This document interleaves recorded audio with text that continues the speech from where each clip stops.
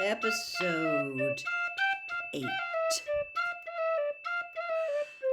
The two scouts, loving the walnut stalks of their rifles in the ditch, whispered that it was time to move out again.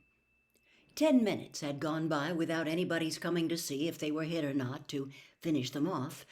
Whoever had shot was evidently far away and all alone.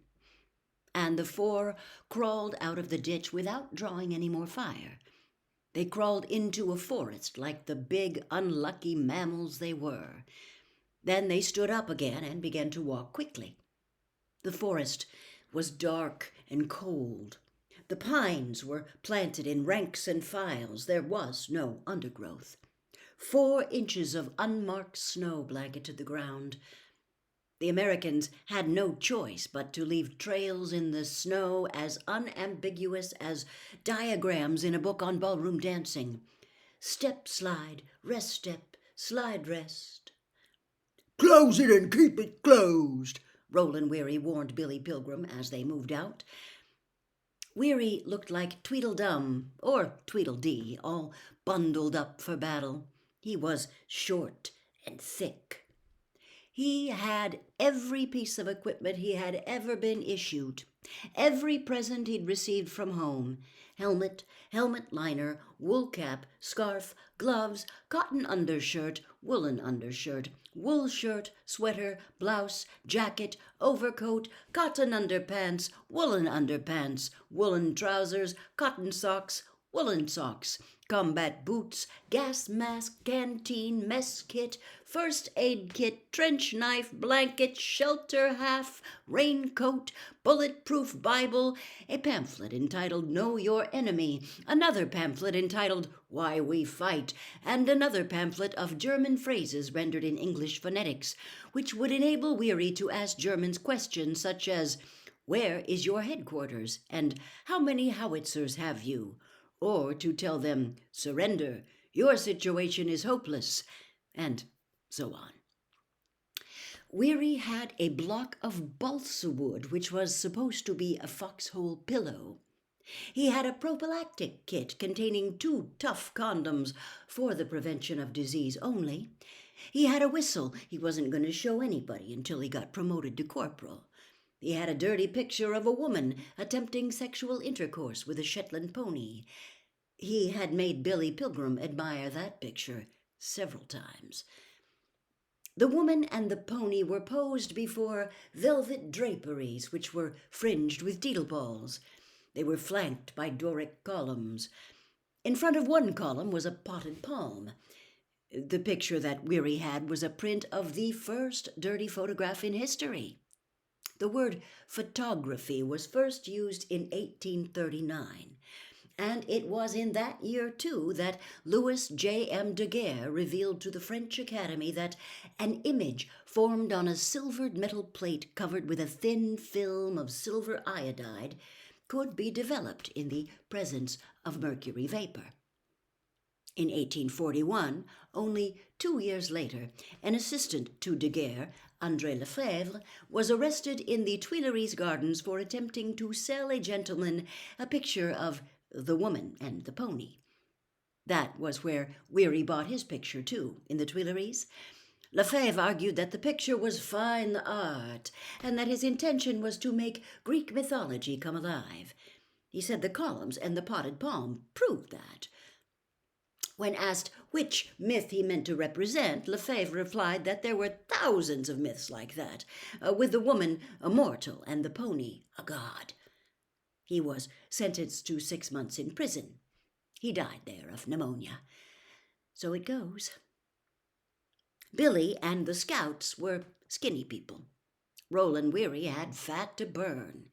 He was a roaring furnace under all his layers of wool and straps and canvas. He had so much energy that he bustled back and forth between Billy and the scouts, delivering dumb messages which nobody sent and nobody was pleased to receive. He also began to suspect, since he was so much busier than anybody else, that he was the leader. He was so hot and bundled up, in fact, that he had no sense of danger. His vision of the outside world was limited to what he could see through a narrow slit between the rim of his helmet and his scarf from home, which concealed his baby face from the bridge of his nose on down. He was so snug in there that he was able to pretend that he was safe at home, having survived the war, and that he was telling his parents and his sister a true war story, whereas the true war story was still going on. Weary's version of the true war story went like this. There was a big German attack, and Weary and his anti-tank buddies fought like hell until everybody was killed but Weary. So it goes. And then Weary tied in with 2 scouts, and they became close friends immediately and decided to fight their way back to their own lines. They were going to travel fast. They were damned if they'd surrender. They shook hands all around and called themselves the Three Musketeers. But then this damn college kid, who was so weak he shouldn't even have been in the army, asked if he could come along.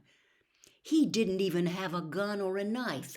He didn't even have a helmet or a cap. He couldn't even walk right. Kept bobbing up and down, driving everybody crazy, giving their position away. He was pitiful. The Three Musketeers pushed and carried and dragged the college kid all the way back to their own lines, Weary's story went. They saved his goddamn hide for him. In real life, Weary was retracing his steps, trying to find out what had happened to Billy. He had told the scouts to wait while he went back for the college bastard. He passed under a low branch now. It hit the top of his helmet with a clunk. Weary didn't hear it. Somewhere, a big dog was barking. Weary didn't hear that either. His war story was at a very exciting point. An officer was congratulating the Three Musketeers, telling them that he was going to put them in for Bronze Stars. "Anything else I can do for you boys?" said the officer. "Yes, sir," said one of the scouts. "We'd like to stick together for the rest of the war, sir. Is there some way you can fix it so nobody will ever break up the Three Musketeers?" Billy Pilgrim had stopped in the forest.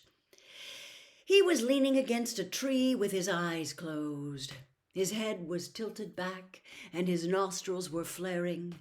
He was like a poet in the Parthenon.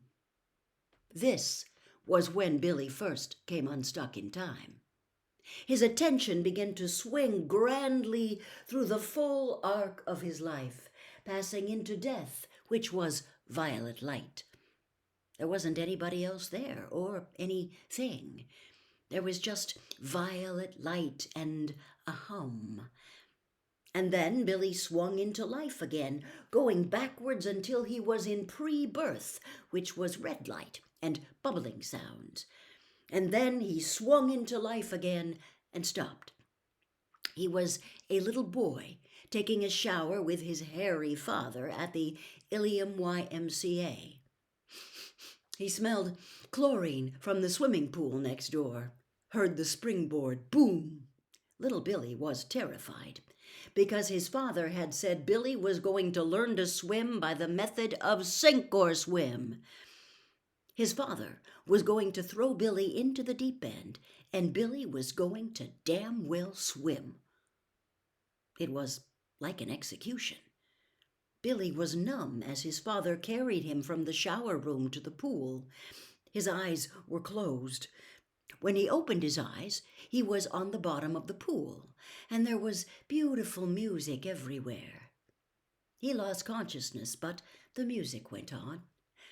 He dimly sensed that somebody was rescuing him. Billy resented that. From there, he traveled in time to 1965. He was 41 years old, and he was visiting his decrepit mother at Pine Knoll, an old people's home where he had put her in only a month before. She had caught pneumonia and wasn't expected to live. She did live, though, for years after that. Her voice was nearly gone, so in order to hear her, Billy had to put his ear right next to her papery lips. She evidently had something very important to say.